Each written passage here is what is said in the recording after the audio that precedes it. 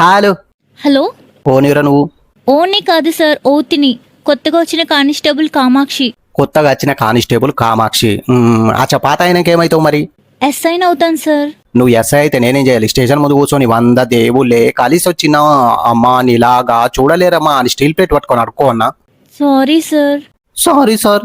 ఏమై చెప్. మన స్టేషన్లో ఎవరు బాంబు పెట్టారు సార్. ముందు ఓలకు దొరికి తాలకే చెప్తున్నా.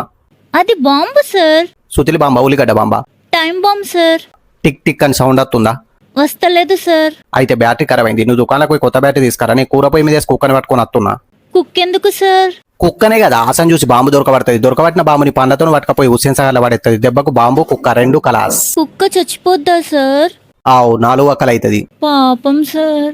అచ్చని కుక్క చచ్చిపోతే పాపం కానీ హుస్సేన్ సాగర్లో ఉన్న జిమ్మలి చచ్చిపోతే పాపం కాదు. చచ్చిపోయిన జిమ్మలని వాటకచ్చుకుని ఇంట్లో కూర అనుకుంటే నేరంతో తినొచ్చు తెలుసా?